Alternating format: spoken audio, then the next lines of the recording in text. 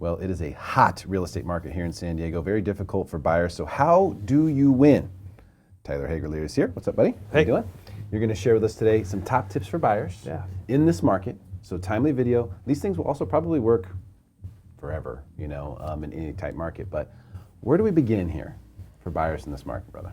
Yeah, and I think to your point, every market it's a process, right? And so the process is a little different in a hotter market, and getting buyers up to speed, you know, kind of quickly is the name of the game. And so, you know, you got to start somewhere when you're buying, and whether it's a car or a house, you know, you have a process. And a lot of times it's, hey, I found a house, I want to go see it. And they may not be ready to buy the house, but that's a good place to start. And so once we get an opportunity to start there, then we kind of cast our net a little bigger, maybe look at different areas, talk about pricing.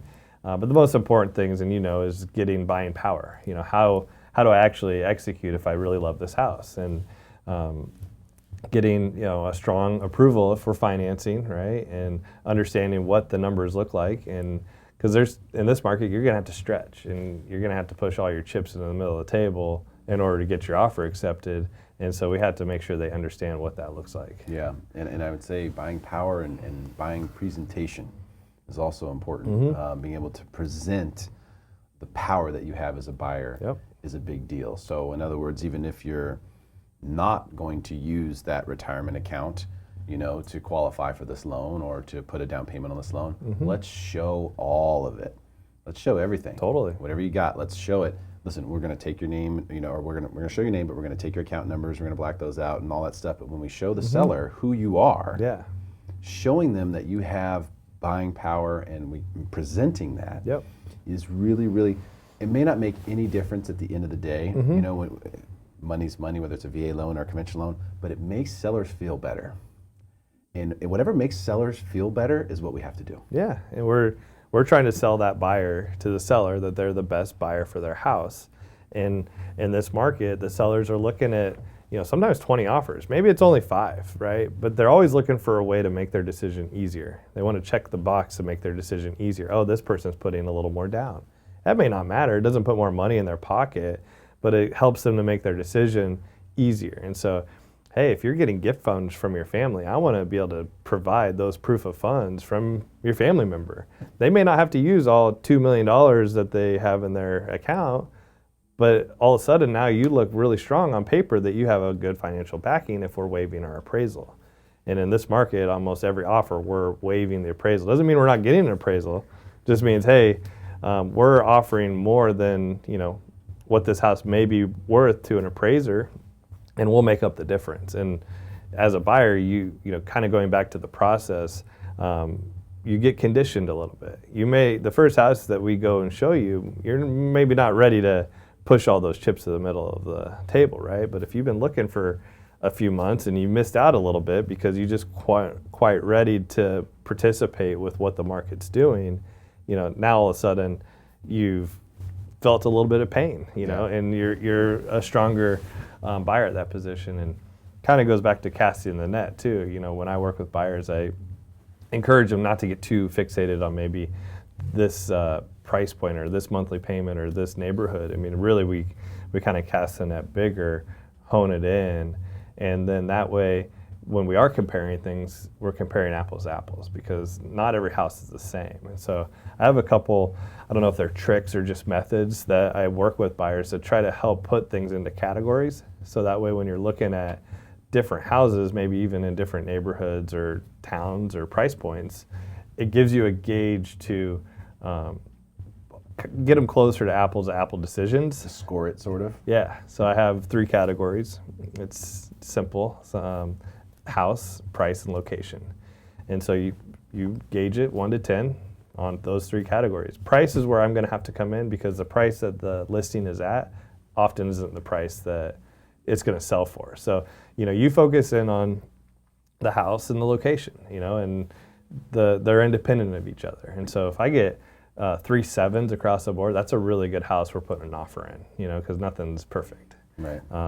But kind of doing that a little bit, you know, we don't, we don't have a lot of houses to show right now. You know, it used to be I did that because I had 10, 12 houses to go show, and by the end of the day, they're, you know, head spinning. What did I even look at, right? Yeah. And so getting that, you know, kind of put into a category helps with buyers. And that sounds like it's part of the overall process, right? Getting to know the market so that the buyers can learn the market themselves. Because when you buy a home, when you do, you know, win an offer in this market, as you were saying, you have to kind of push your chips in the middle. So you have to be confident. You need to get those aces. You know, and the way that you get aces in this market is you know what you're getting into. You know and you understand, you fully understand what is the value of this home. Does it matter what the appraiser says? Does it matter what the listing price says? What is this value, the value of this home to me and my family? What are we willing to pay? That's all that really matters at the end of the day. And buyers are smart in this market. Never have we had so much information to provide our buyers, you know, and they can go online and at their fingertips, you know, have a lot of information to help them make those decisions.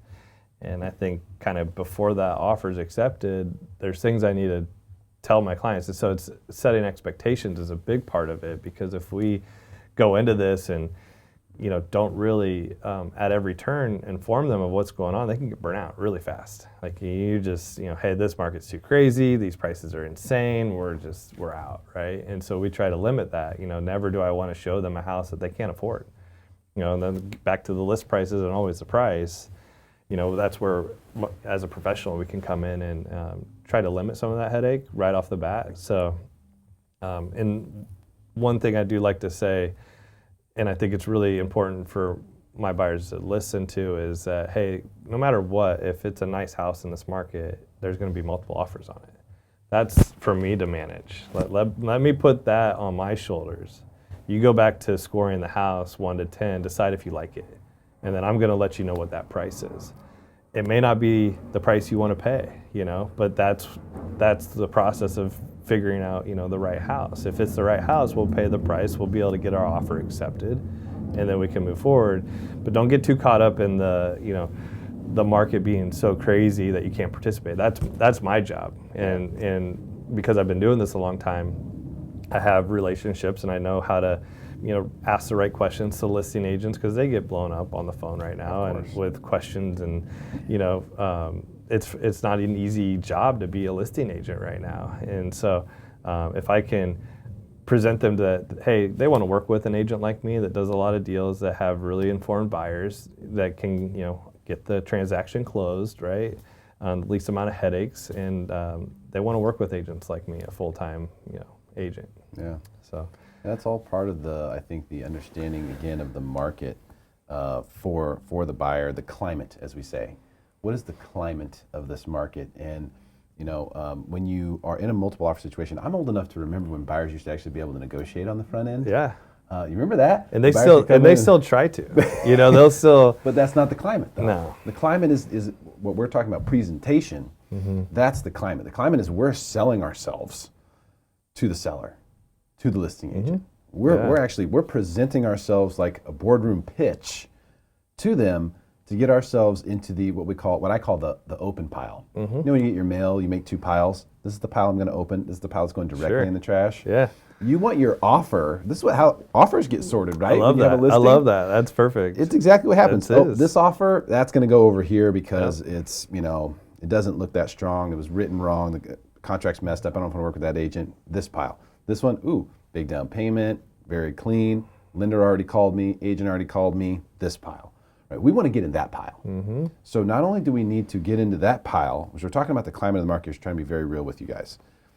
We need to get into that pile, but then we also need to be prepared for round 2, because we're not done. Oh yeah, no, we're just trying to get a response. Yeah, we're trying to get in that pile to start, and then that gets us a response. For sure. There's sometimes that the sellers and the realtor are just so excited, oh man, this is great, we'll take it. And so I have to inform the buyer that we have to get in the conversation just to get a response, because if we don't, they may just take one that's just, you know, perfect. They don't want to deal with a multiple counter. They don't want to go back and say highest and best. And so if you think there's money on the table, I say this. I say, hey, listen, if you really love this house and this is the house for you guys, there's got to be a number that you're willing to go to. And if I call you tomorrow and I say, hey, they went with a different offer, and in your mind, you left some money on the table, that's the number we have to go in right away. Yeah. And then they're still going to probably come back and say, hey, what's your highest and best? Yeah. And so there reaches a point where it just doesn't make sense for you, and that's okay. We'll go find the right house that you're willing to go, to that spot. But, there's a lot of check boxes on a residential purchase agreement, and if you don't know how to properly write that, you get kicked to the, hey, I'm not even going to look at this pile. You go to the throwaway pile. Yeah. That's the last place you want to be when you're writing an offer on a home. Yeah. You're writing an offer because you want it. And here's some quick math for you. So every $10,000 is about $50 a month. Give or take, yeah. Roughly, right? It could be lower at a lower price point, but just roughly every $10,000 extra that you're borrowing is going to be about $50 a month. So just keep that in mind. When you're at a point with something like, hey, they want us to go another $20,000, it's $100 a month. So a lot of times it's the payment that matters. So run those numbers. Have your lender run those numbers. Look at it. Hey, what if we write it at this? What if we write it at this? What if we write it at this? Get all three options. Look and see those payment numbers. See those figures up front and know. And that way you'll go, okay, that works for us, or we can't do that, because sometimes people will do it too late. Totally. They're waiting around, they're trying to figure it out, they're talking to each other, they wait until everyone's off work. Meanwhile, the listing agent is still talking to offers, they're reviewing things, they're making decisions while we're trying to figure it out. We finally figure it out. Oh, okay, yeah, that's not bad. Yeah, let's go for the top price then. Too late. And that happens all the time. So, know what those numbers are ahead of time. If you're comfortable with it, go for it. That's the best thing you can do, is go for it. Because the good news is, can we give some good news for the buyers? Sure. Here's the good news. The good news is your offer gets accepted, they're handing you the keys to the transaction. You now have the wheel, right? You at least have an option to put it through your process, sleep on it a couple of nights, go do a home inspection, get intimate with the home. You've at least got yourself that opportunity. Because so often, for especially first-time home buyers, just writing an offer feels very final. Feels like this is, But as a buyer, you have, we do shorten the time frame. To instead of being 17 days for an inspection period, we're down to like 5 or 7 days now, which I can operate in. I have a great group of inspectors that I get first priority to get an inspection done. I got, a line of other things. If the general inspection comes back with more stuff, I have a guy that, roofing, electrical, plumbing, all those things. So we definitely can operate in that shorter time frame. And I think that's really important too, because you get caught up in writing these offers and say you went more than you were capable of doing. You didn't have a lender run the numbers to say, hey, oh my gosh, that's what the monthly looks like right now. Yeah. And now you're here, and now you're finding out stuff's going on with the house, and you jeopardize your strength of your position because you didn't really know. And I let the listing agents, hey, we've already been over the numbers. We're intimate with what these numbers look like. They're solid, right?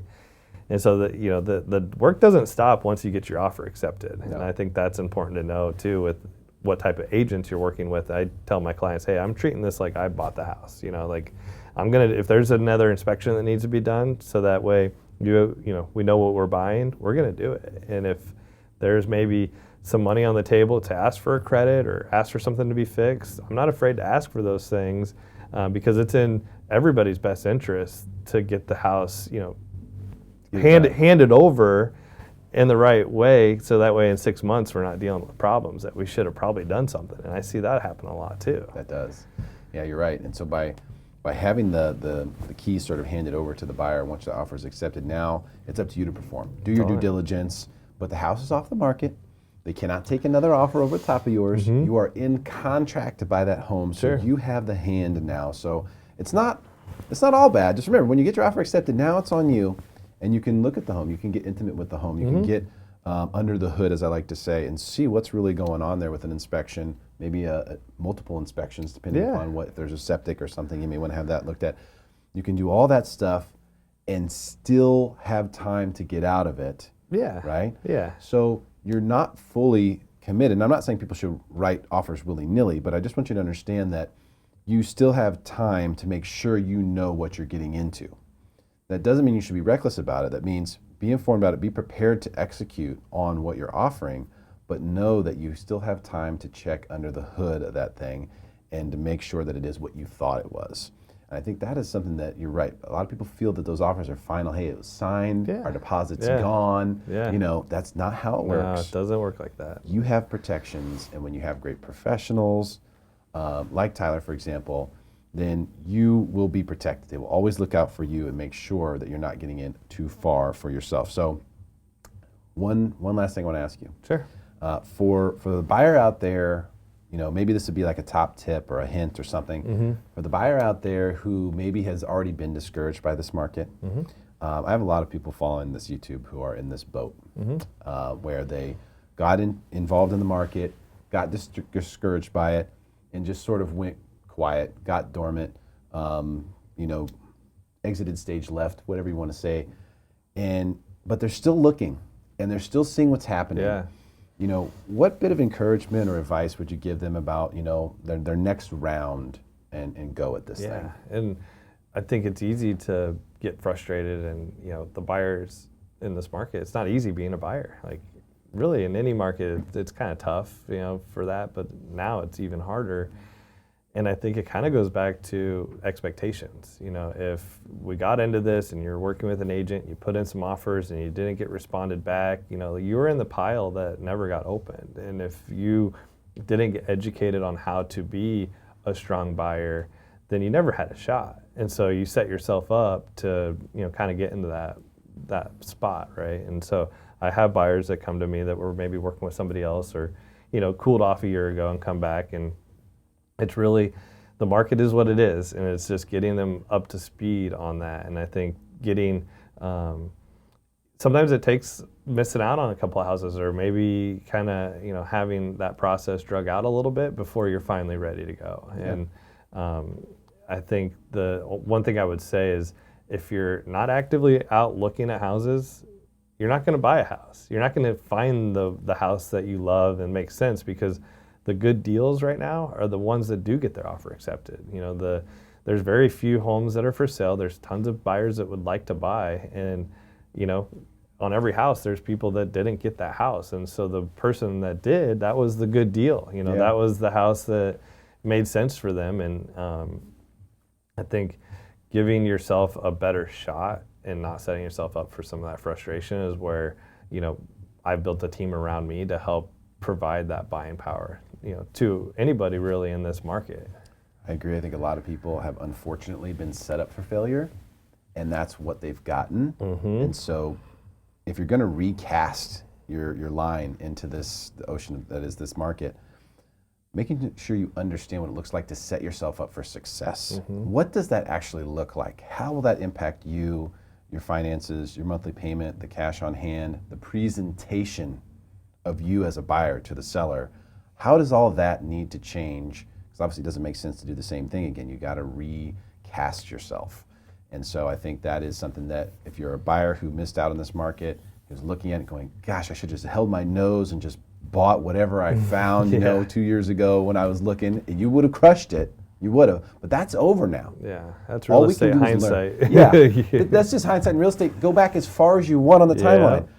What we have to do is we have to look at, what are we going to do now? What are we going to do today to make things better? Mr. Hagerla, good to see you, man. Thanks for, appreciate it. Thank you for your time. Let's share this with your friends and help make them smarter than everyone else, guys.